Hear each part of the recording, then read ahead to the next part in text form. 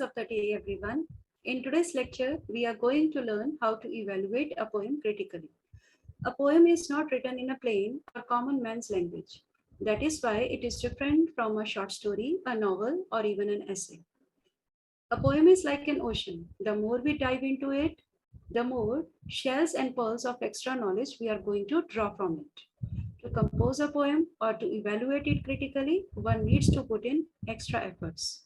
It's not everyone's cup of tea, thus demands proper attention and a critic's perspective. Today's lecture is going to be very relevant for the school or college going students, even for the aspirants of competitive exams, as they are often being asked to analyze or even interpret poetic extracts critically. So I will try to justify today's lecture by taking an example of a poem, that is My Heart Leaps When I Behold. And this poem is particularly written by William Wordsworth, who has been regarded as the famous romantic poet. So we are going to learn how to deal with the critical appreciation of this present poem. So as you can see, this poem is a very short poem. It consists of only 9 lines.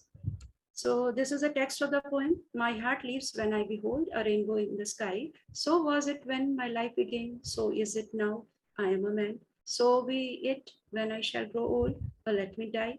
The child is the father of the man, and I could wish my days to be bound each to each by natural piety. So as you can see, it is seemingly a very easy and very short poem. But as I have told you, size cannot justify the depth of the poem. It contains the ocean of the knowledge. So that is what we need to explore while dealing with the critical appreciation. First of all, we need to have the thorough knowledge about the background of the poet and about the poem. So here in this slide, I have given you the background of William Wordsworth. William Wordsworth was one of the founders of English Romanticism. He is also called the high priest of nature, as he is a nature lover. He used to have very simple subjects of his poems, and he has used simple language, and he is also called the philosopher poet. And about the poem, we need to know about that also. My heart leaps when I behold is a powerful expression of the poet's love and fascination of nature manifestations.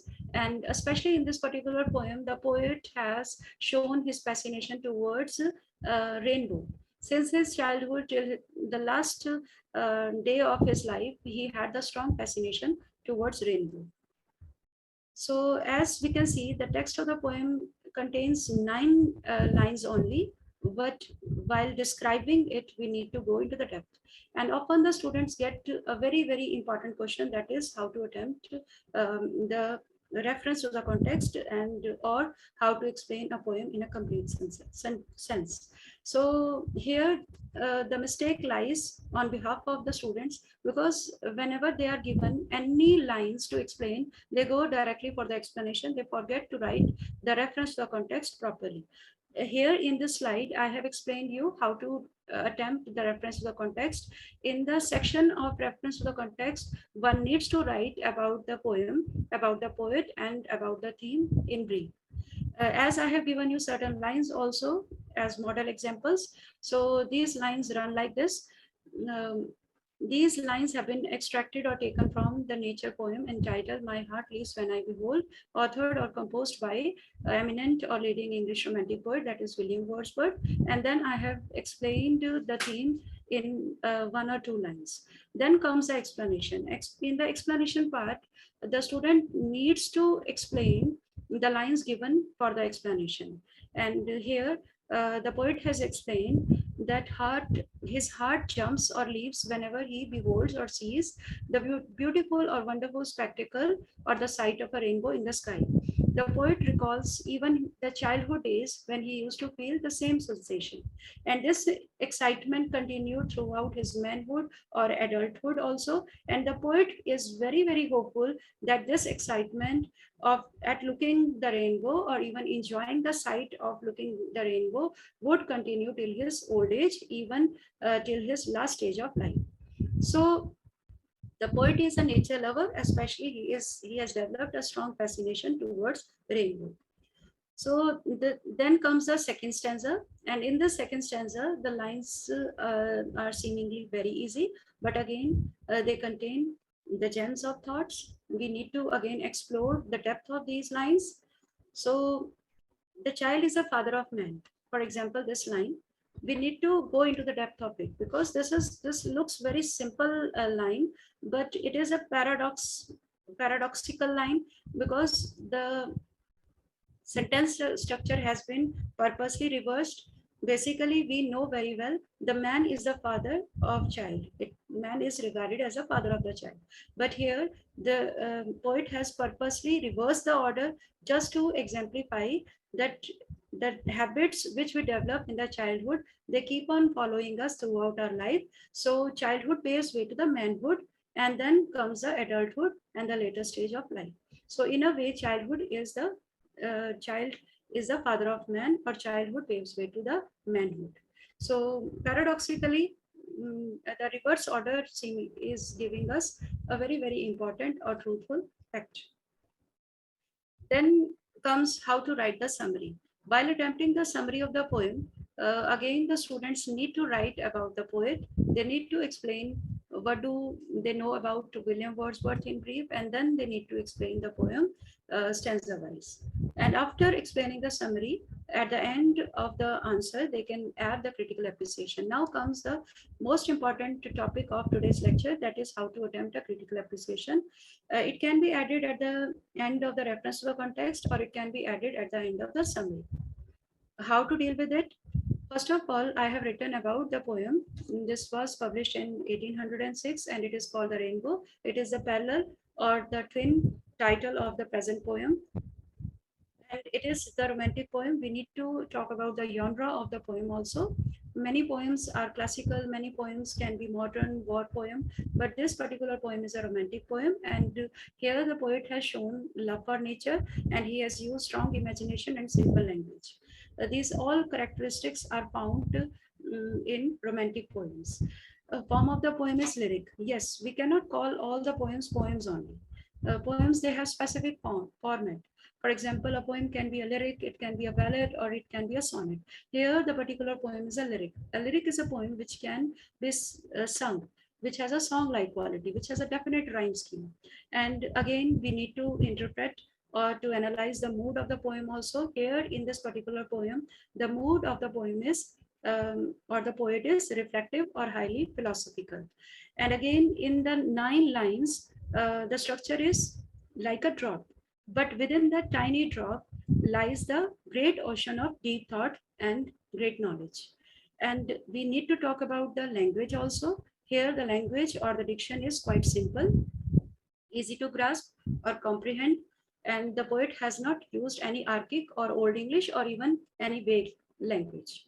So this is the text of the poem. Why I am showing you? Because we are going to deal with the rhyme scheme. The rhyme scheme is A, B, C, C, A, B, C, D, D. How to deal with the rhyme scheme? Whenever you need to see the poem, you need to see at the end of the line.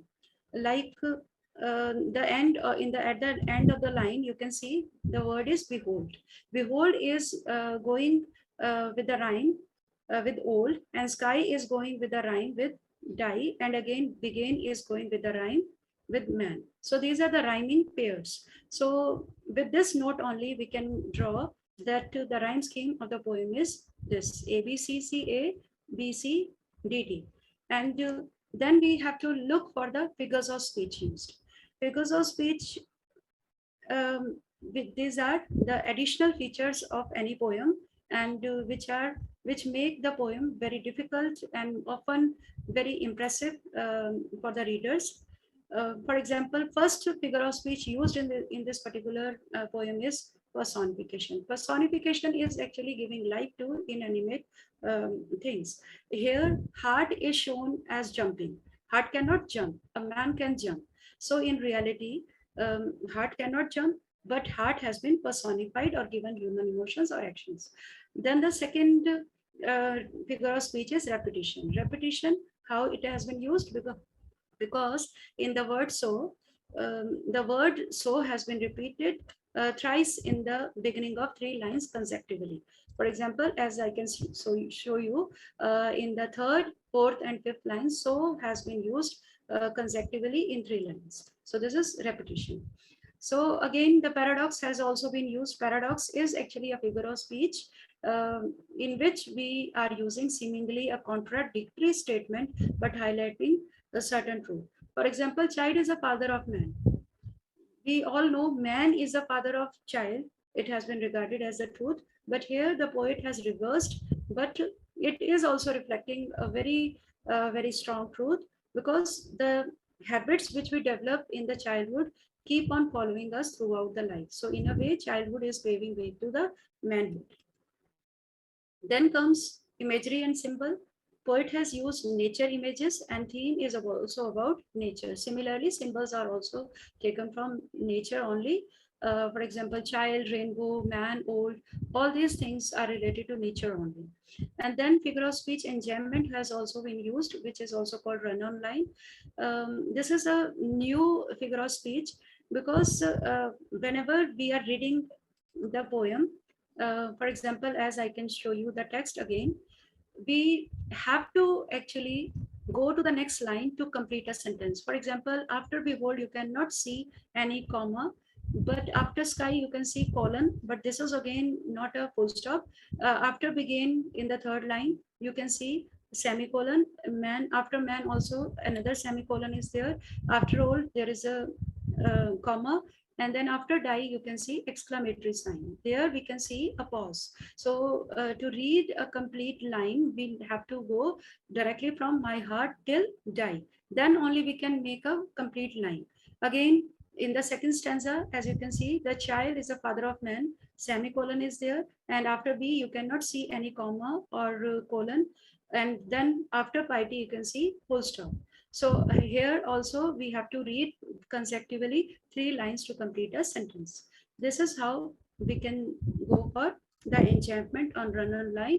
So with this note, I just want to take a leave, and hopefully you must have understood how to deal with the critical appreciation of a poem. I hope you must have enjoyed this lecture. Thank you very much. Happy learning.